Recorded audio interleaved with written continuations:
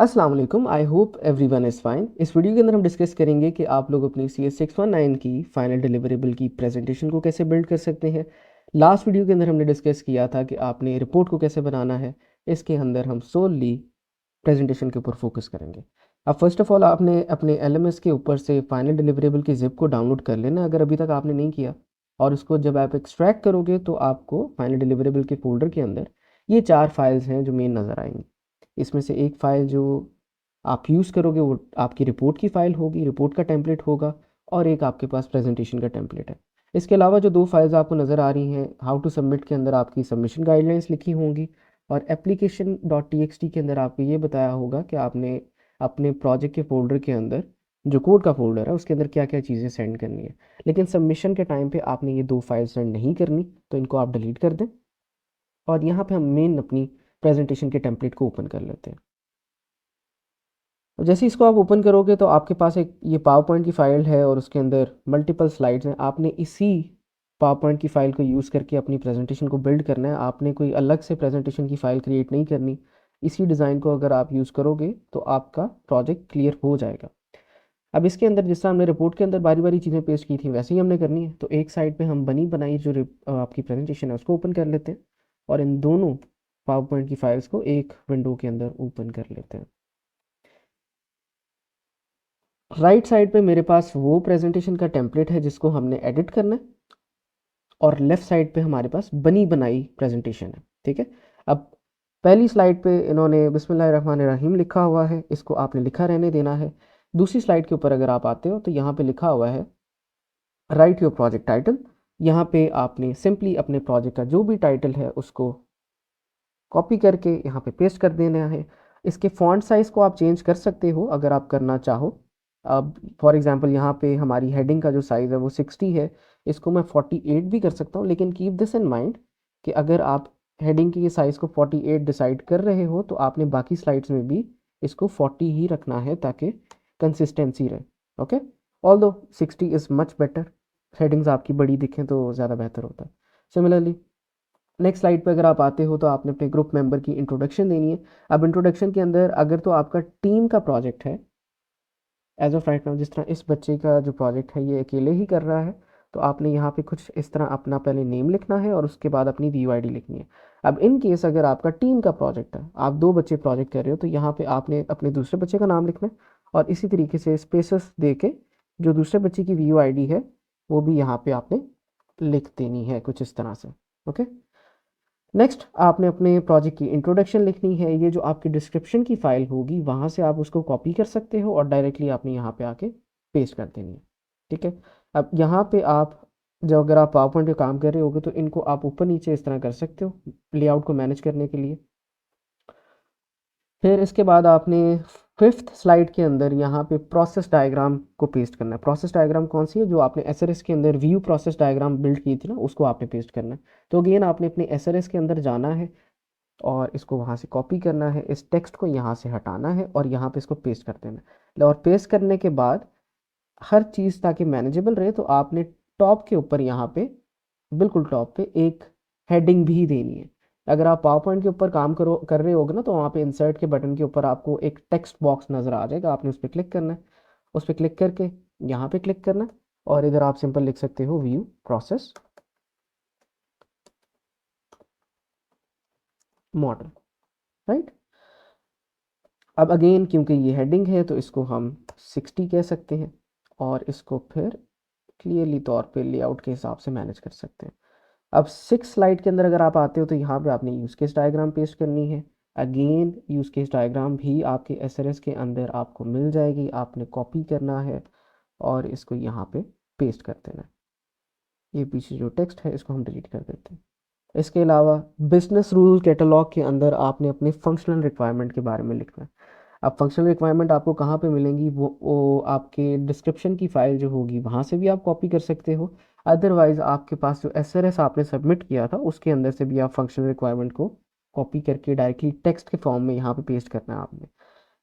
अब functional requirement जो होती हैं वो गालबन आपकी ज़्यादा होती हैं, तो आपने स्टार्ट कुछ इस तरह करना है कि आपने चीज़ों को ना डिवाइड कर देना है। इसी बिजनेस कैटलॉग की स्लाइड को आप 5-6 दफ़ा बनाओगे तो गालबन कुछ इस तरह के इसकी हेडिंग को थोड़ा ऊपर कर देते हैं।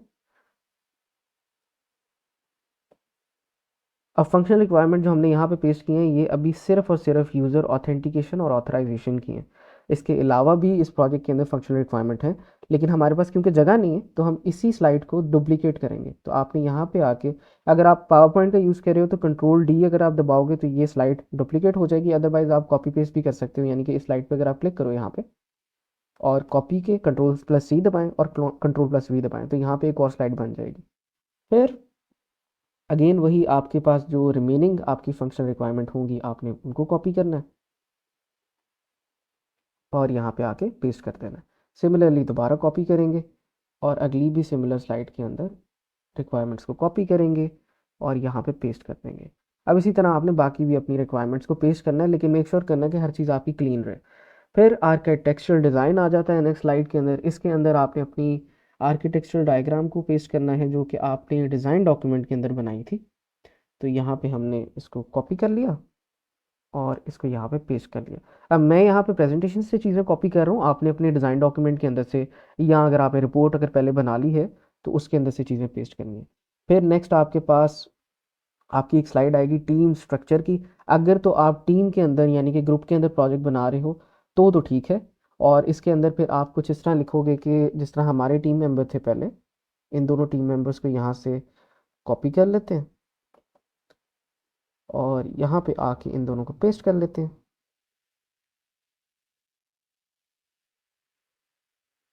अब इसकी, इन दोनों की जो रिस्पॉन्सिबिलिटीज़ थी आपने वो लिखनी है। आप इनको डायग्राम की फॉर्म में भी लिख सकते हो कि आपने ड्रॉ डॉट आई पर जाके छोटी छोटी डायग्राम बना ली कि हफ्सा का जो काम था ये फ्रंट एंड इसने सारा बनाया है और जो सारा बैक एंड बिल्ड किया है वो इफ्शाम ने किया।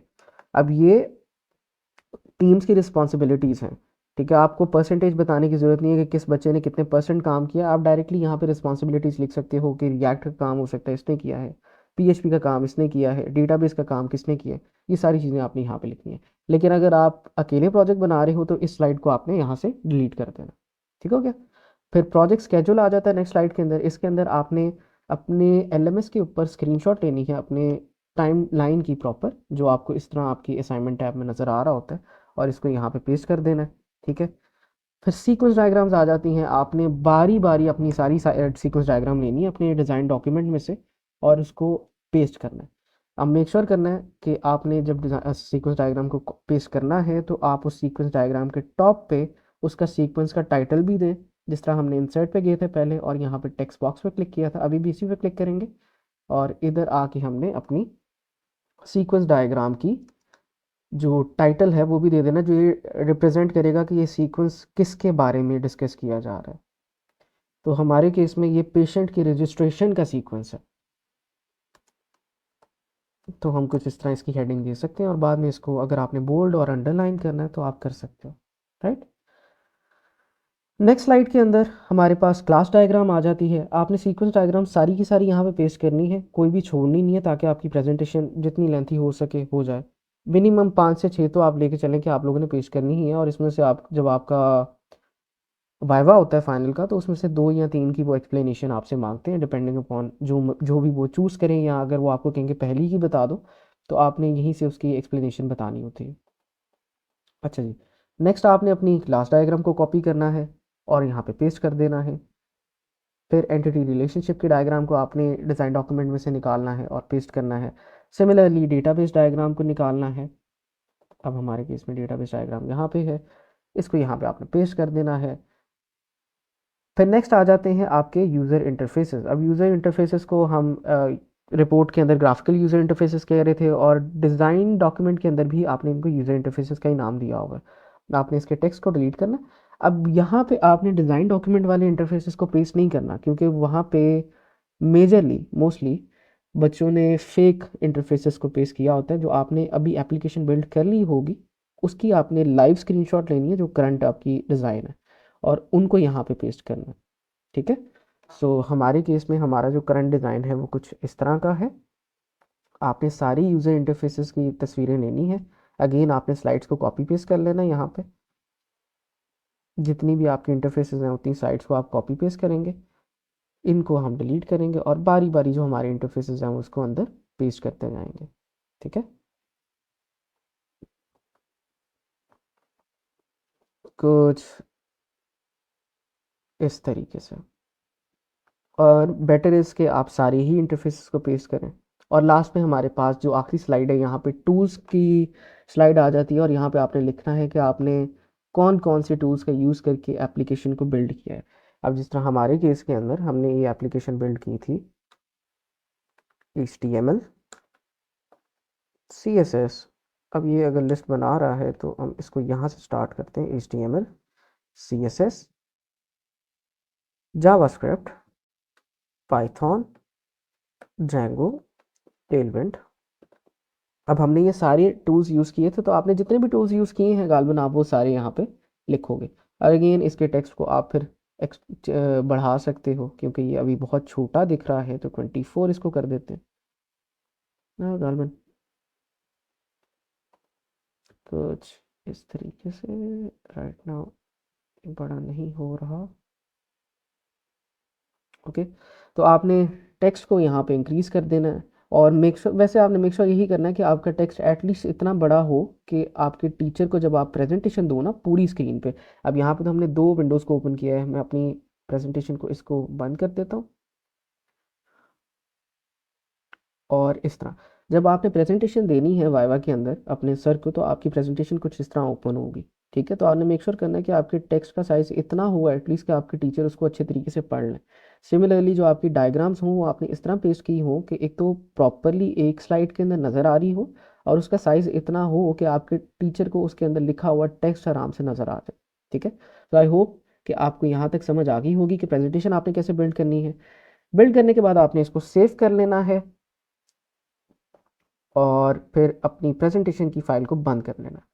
फिर आपने वापस आना है अपने फाइनल डिलीवरेबल के अंदर। अब यहाँ पे हमारे पास बनी बनाई हमारी प्रेजेंटेशन होगी और रिपोर्ट होगी। अब आपने बात करते हैं इसको सबमिट कैसे करना है। फर्स्ट ऑफ ऑल तो इसी फाइनल डिलीवरेबल के फोल्डर के अंदर आपने अपने प्रोजेक्ट का जो फोल्डर है उसको पेस्ट करना है। तो जहाँ पे भी आपको प्रोजेक्ट का फोल्डर है वहाँ से उसको कट करें, इस फाइनल डिलीवरेबल की फ़ाइल के अंदर उसको पेस्ट करें और फिर इसी फाइनल डिलीवरेबल की फ़ाइल की आपने एक जिप बनानी है। अब मैं राइट नाउ अभी लिनक्स के ऊपर हूँ, तो मेरे पास जिप बनाने का तरीका डिफरेंट है। विंडोज़ के ऊपर आपने विनरार का या 7-zip का सॉफ्टवेयर डाउनलोड करना है और इंस्टॉल करके आपने कंप्रेस करना है फाइनल डिलीवरेबल के फोल्डर के अंदर। मेक श्योर कि इस फोल्डर के अंदर आपकी बनी बनाई प्रेजेंटेशन होनी चाहिए, रिपोर्ट होनी चाहिए और आपके प्रोजेक्ट का जो फोल्डर है वो होना चाहिए मेन, जिसके अंदर आपका सारा कोड लिखा होगा। ओके, तो इस फाइनल डिलीवरेबल की जिप को हम कंप्रेस करेंगे और कंप्रेशन के अंदर हमने 7-zip का यूज़ करना है, यानी कि जिप की कंप्रेशन कर लो या फिर रार बेस कंप्रेशन कर लो। रिकमेंडेड ये है कि आप इसको जिप के अंदर कंप्रेस करें और यहाँ पे आप इसकी आर्काइव का नाम जो भी रखना चाहो आप रख सकते हो। फॉर एग्जांपल ये हफ्जा का प्रोजेक्ट है तो हम यहाँ पे कह देंगे कि ये हफ्जा का प्रोजेक्ट है और इसको आपने कंप्रेस कर देना है। कोई पासवर्ड वगैरह आपने नहीं लगाना, सिंपल इसको कंप्रेस करें, इसकी एक जिप क्रिएट हो जाएगी। अब एज ऑफ राइट नाउ ये जिप क्रिएट कर रहा है। जब ये जिप क्रिएट हो जाएगी अब आपने इस जिप को सबमिट करवाना है। ठीक है, तो इस तरह आपने काम करना था मैं, और ये सबमिशन से पहले आपने मेक श्योर करना है कि आपकी जिप का जो साइज़ है वो 35 MB से कम हो, क्योंकि 30 या 35 MB की LMS के ऊपर आपकी लिमिट होती है। और इस साइज़ को अगर आपने कम करना है, अगर आप किसी फ्रेमवर्क के अंदर काम करें तो जो उसकी लाइब्रेरीज़ का फोल्डर है, अगर आप मर्ज में काम कर रहे हो तो नोड मॉड्यूल्स का फोल्डर, जेंगो में काम कर रहे हो, फ्लास्क में कर रहे हो तो .env का फोल्डर जो होता है वो वाला फोल्डर, या लारवेल के अंदर अगर आप काम कर रहे हो तो उसके अंदर आपके पास वेंडर का एक फोल्डर होता है। उनको आप डिलीट करोगे तो आपके प्रोजेक्ट का साइज़ छोटा हो जाएगा। ठीक है, तो इसमें आपने इस तरह जिप बनानी है अपने फाइनल डिलीवरेबल के फोल्डर की और फिर इस जिप को आपने सबमिट करना है। अब इस जिप के अंदर आपकी क्या क्या चीज़ें हैं, अगेन प्रेजेंटेशन, रिपोर्ट और प्रोजेक्ट का फोल्डर। वो जो एप्लीकेशन का टेक्स्ट था और हाउ टू सबमिट का टेक्स्ट था उसको आपने डिलीट कर देना। सो आई होप कि यहाँ तक आपको समझ आ गई होगी। अगर आपको फाइनल डिलीवरेबल की फ़ाइल पेड बनवानी है तो आप इस गिवन नंबर के ऊपर मुझे कांटेक्ट कर सकते हैं और ग्रुप को अगर आप ज्वाइन करना चाहते हैं तो ऊपर आपका QR कोड आपको शो हो रहा होगा, उसको स्कैन करके आप ग्रुप को ज्वाइन कर सकते हैं। इसी के साथ मुझे इजाज़त दें। अल्लाह हाफ़िज़।